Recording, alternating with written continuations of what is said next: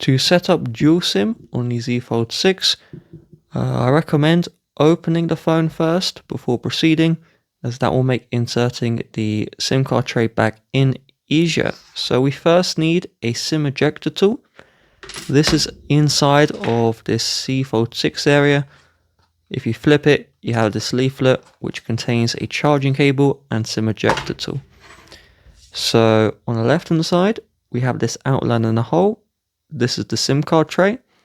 So insert the thin end of the ejector tool into the hole, and then push down until the SIM card tray has partially ejected. Use your nail to open the tray. You get dual SIMs if you buy this phone unlocked from Samsung. If you buy through carrier, they may restrict you to one SIM.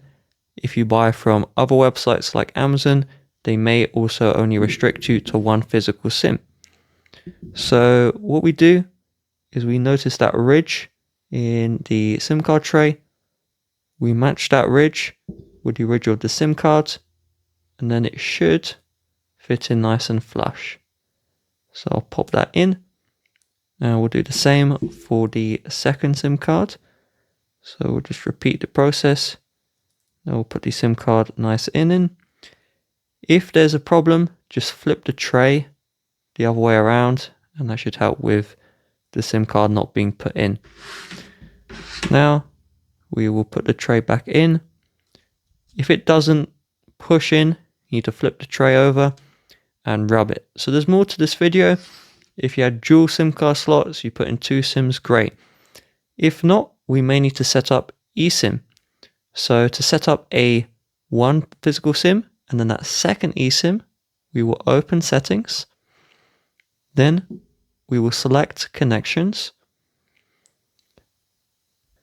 We will then scroll all the way down until we see the SIM manager.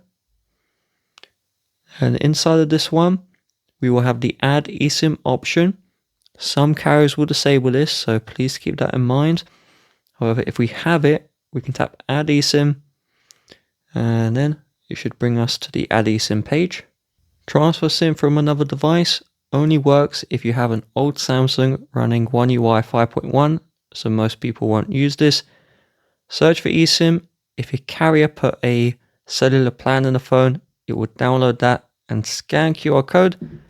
You'll get this eSIM QR code if you do use the eSIM. So we select scan. We place the eSIM in the frame of the camera, and it should add that second SIM. For me, it's already in use on this phone. If not, it will add.